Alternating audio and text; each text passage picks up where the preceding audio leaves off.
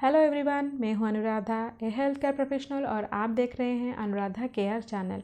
आज की इस वीडियो में हम बात करेंगे कुछ common pregnancy science and symptoms के बारे में, लेकिन अक्सर महिलाएं इसे अनकॉमन साइन एंड सिम्टम्स में मानते हैं और डर जाते हैं या फिर पैनिक फील करते हैं। सो क्या है ये सारे लक्षण, जानने के लिए वीडियो का अंत तक ज़रूर देखिएगा और इनमें से कोई भी लक्षण आपको दिख रहा है नहीं तो मुझे कमेंट सेक्शन में ज़रूर लिखिएगा।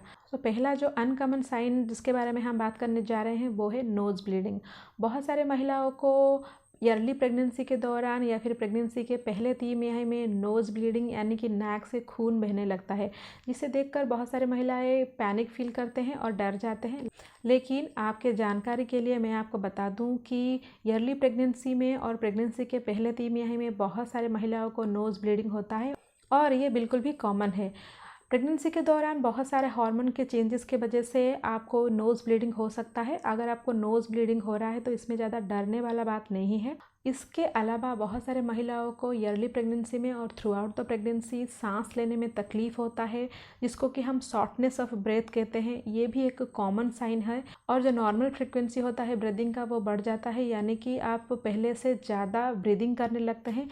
ये भी एक कॉमन साइन होता है क्योंकि प्रेगनेंसी के दौरान आपका प्रोजेस्टेरोन का लेवल है वो हाई रहता है। इसके वजह से आपका जो लंग्स है वो एनफ एयर गैदर नहीं कर पाता है, इसीलिए आपको सांस लेने में तकलीफ हो सकता है या आपको शॉर्टनेस ऑफ ब्रेथ हो सकता है या फिर आपका जो फ्रिक्वेंसी ऑफ ब्रीदिंग है वो भी बढ़ सकता है। इसके अलावा प्रोजेस्टेरोन हार्मोन की वजह से आपको नाजल कंजेशन यानी कि रनी नोज, आपका नाक भी बहने लगता है, ये भी एक कॉमन साइन होता है।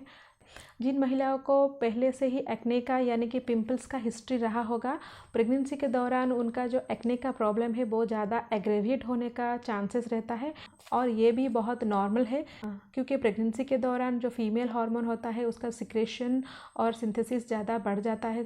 तो इसीलिए आपका जो एक्ने का जो प्रॉब्लम है वो ज़्यादा एग्रेवेट हो सकता है। तो इसमें भी पैनिक होने वाला बात नहीं है। अगर आपको एक्ने का प्रॉब्लम हो रहा है अर्ली प्रेगनेंसी में और थ्रू आउट द प्रेगनेंसी, आपको थोड़ा बहुत केयर करना होगा अपने स्किन को। आप अपने स्किन को क्लीन रखिए, दिन में 1 से 2 बार या फिर 3 बार या फिर जितने बार हो सके अपने फेस को धोइए पानी से या फिर ऑयल फ्री क्लींजर से। इसके अलावा जो पिंपल्स आते हैं उसको आप स्क्वीज़ ना कीजिए या फिर आप उसके हाथ न लगाइए।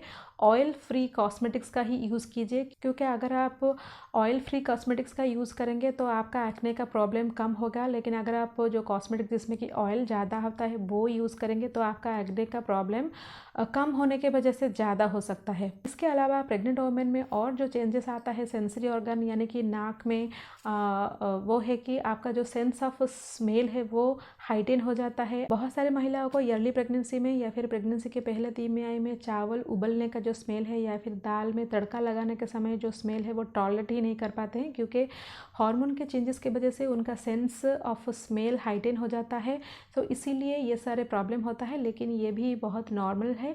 इसमें भी ज़्यादा घबराने वाला बात नहीं है। प्रेगनेंसी के पहले 3 महीने के बाद ये सारे जो प्रॉब्लम है वो धीरे धीरे डिसअपियर होना शुरू हो जाएंगे और डिलीवरी होने के बाद भी ये सब नॉर्मल हो जाएंगे। इसके अलावा और जो एक स्ट्रेंज प्रेगनेंसी का लक्षण है वो है कि आपका तो मुंह का जो टेस्ट है वो बिल्कुल भी बदल जाता है। आपको एक मेटेलिक टेस्ट आना शुरू हो जाता है प्रेगनेंसी कंसीव करने के बाद, जिसको कि हम डिस्कोसिया बोलते हैं। इसके वजह से आप कुछ फूड का जो टेस्ट है वो बिल्कुल महसूस नहीं कर सकेंगे। सो प्रेगनेंसी हार्मोन के वजह से पहले जो फूड आपको पसंद हुआ होता है अभी शायद वो आपको पसंद ना आए, तो ये भी एक कॉमन साइन माना जाता है और बहुत सारे महिलाएं इसे एक्सपीरियंस करते हैं। आपको प्रेगनेंसी के दौरान फूड क्रेविंग भी हो सकता है। फूड क्रेविंग यानी कि कुछ पर्टिकुलर खाने को जी करना जिससे कि आप रेजिस्ट ना कर सके, ये भी कॉमन होता है। बहुत सारे महिलाओं को चॉकलेट खाने को दिल करता है, बहुत सारे महिलाओं को खट्टे खाने को दिल करता है। तो आपको प्रेगनेंसी के दौरान क्या खाने को मन करता है मुझे कमेंट सेक्शन में ज़रूर लिखिएगा। लेकिन अगर आपको कुछ उटपटांग खाने को मन कर रहा है जैसे कि मिट्टी, चौक, तो ये बिल्कुल भी सही नहीं है, जिसको कि हम मेडिकल टर्म में पिका या फिर PICK यानी कि पाइका बोलते हैं। तो अगर आपको ये प्रॉब्लम है तो आपको एक बार डॉक्टर से कंसल्ट ज़रूर करना चाहिए। लेकिन और जितने भी सारे सिम्टम्स और साइंस बताएं वो सुनने में तो अनकॉमन लगता है, लेकिन वो कॉमन प्रेगनेंसी का साइन होता है। सो इसमें डरने घबराने वाले या फिर पैनिक होने वाला कोई बात नहीं है। सो अगर आप अभी हाल ही में कंसीव किए हैं या फिर प्रेग्नेंट है तो आपको क्या क्या अनकॉमन साइन एंड सिम्टम्स नज़र आ रहे हैं मुझे कमेंट सेक्शन में ज़रूर लिखिएगा। सो और एक नई इन्फॉर्मेटिव वीडियो के साथ फिर मिलती हूँ, तब तक के लिए stay healthy and stay happy.